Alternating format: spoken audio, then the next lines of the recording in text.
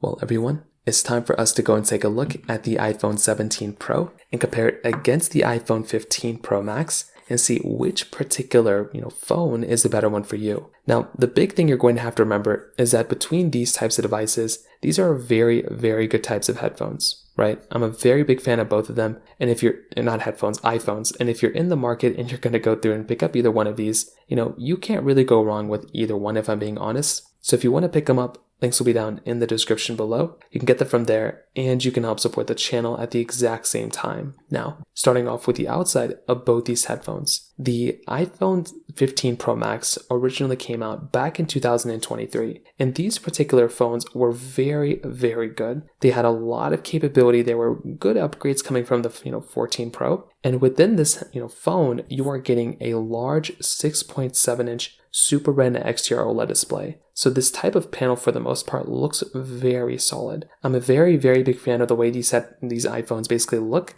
because they still look very awesome. You're getting a ProMotion display, you're getting an always-on display, dynamic island. This is a very solid type of device and a very solid type of panel. And like I mentioned, if you're in the market and you're going to go through and pick up these phones, it doesn't really get that much better than these ones because these are still very, very nice, capable type of devices when it comes down to it from that side.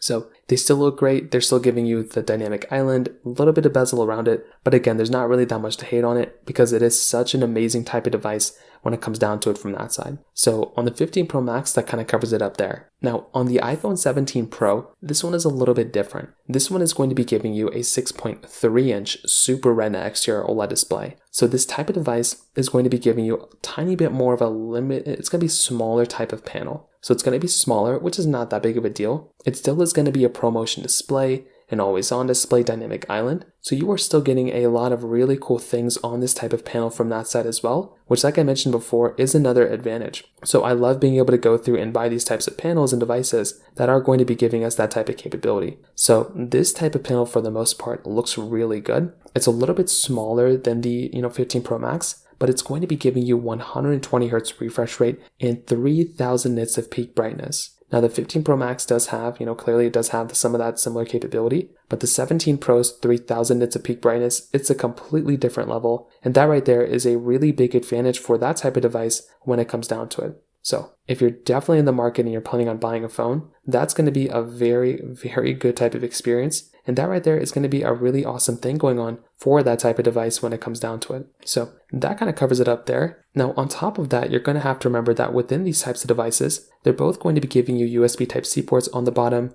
very similar type of layout for the most part on the outside of both of these. So there's not going to be anything super insane, just size difference for the most part. You're still going to be able to go through and get frosted glass backs, triple camera setups on the backside, some very, very good stuff still going on the backside of both these as well. So I do like being able to go through and buy these phones because they're still going to be able to give you a really good type of build quality for the most part, which is something that's awesome. But the price tag is something that's different. The iPhone 15 Pro Max's price tag right now is going to be a little bit different than some of these other devices, right? The 15 Pro Max is going to be a couple $100 cheaper than an iPhone 17 Pro. So once again, if you are in the market and you're looking at these types of phones, you're going to have to remember that these types of devices are going to be giving you a little bit more of a, somewhat like limited type of experience if you're talking about a feature standpoint, but the price tag is going to be justified for that because it is going to be a little bit older. So kind of keep that in mind. So the 15 Pro Max could be a better value per dollar. So that's another one of those things to keep in mind there.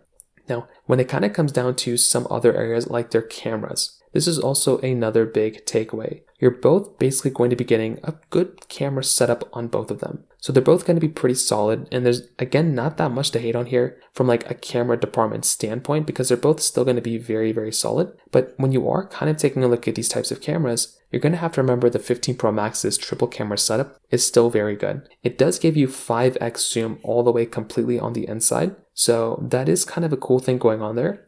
With the iPhone 17 Pro, this one gives you 8x zoom. So that right there is something that's really cool. You're getting 8x zoom all throughout, and that is an advantage on that type of phone. So if you're in the market again and you're picking up a device, it is nice to be able to go through and buy a phone that is going to be giving you significantly more zooming in capability. On top of that, the iPhone 17 Pro is going to be giving you a couple more features on the front camera and just both cameras in general. Number one, you're getting that center stage capability on that front camera. So it basically gives you the capability of, like using your front camera sideways without moving keeping it sideways. It's like an ultra-wide camera on the front side, and that is something that is really, really cool for that type of device. And like I mentioned before, I'm always going to mention this, it is a really nice thing and a really cool feature to have inside of a device like that. So that right there is a really nice thing in and of itself. Now, on top of that, another really important thing here too is that these types of devices, they're still going to be able to give you, a good type of capability and still like a really good type of phone when it comes down to it. But I think the iPhone 17 Pro is probably the one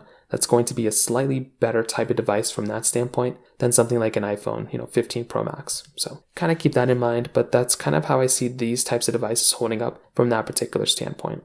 When it comes down to software longevity, this is also going to be another good advantage for the iPhone 17 Pro. This phone is probably going to last like another 2 years longer than the iPhone, 15 Pro Max. So if you are trying to get the phone that is going to be giving you like a little bit slightly longer lasting phone, then something like an iPhone 17 Pro is going to give you a couple of more versions of updates from that standpoint, which again is going to be a nice thing. So I like being able to go through and buy a phone if it is going to be giving us like slightly better experiences from that standpoint. And that is kind of what it's looking like for these types of phones without a doubt. So when it comes down to their battery life, this is also another interesting thing. Apple states that the iPhone 15 Pro Max should be giving us somewhere around, about 29 hours of video playback, where the iPhone 15 Pro Max, 17 Pro is going to be giving us around 33 hours of video playback. So that right there is kind of an interesting thing, because when you kind of take a look at it, you could end up seeing you might be getting like slightly better types of experiences here and there within these types of phones. But I will still say if you're looking at these types of devices, you're still going to be able to get a pretty solid experience from these types of phones without a doubt. But it really is just kind of dependent on the device you have and all that kind of stuff. So kind of keep that in mind. When it comes down to the performance aspect,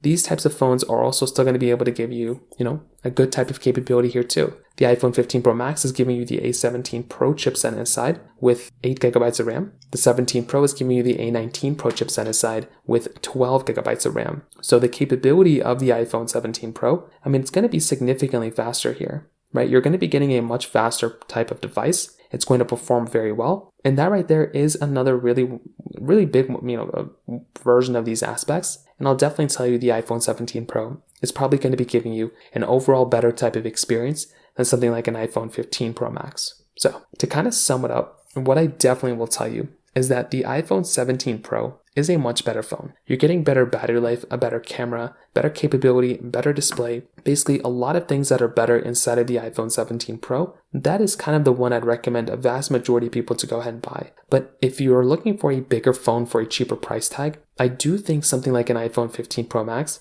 it's a very good option. Like it seems to me that it is giving you like a good type of experience for the most part. And clearly it's a little bit more expensive, but it's not anything super terrible. And I do think the 17 Pro, like I said before, it's a phone that is significantly better here. But I do think something like an iPhone 15 Pro Max from a deal standpoint, from a price per dollar standpoint, is also very solid. So kind of keep that in mind, but that kind of covers up this comparison for the most part. If you have any other thoughts or questions, please let me know in the comment section below. Hit the like button, that will mean so much, but definitely hit that subscribe button. More importantly than everything else, I love every single one of you guys. Hopefully I'll catch you guys in the next video. Peace out till then.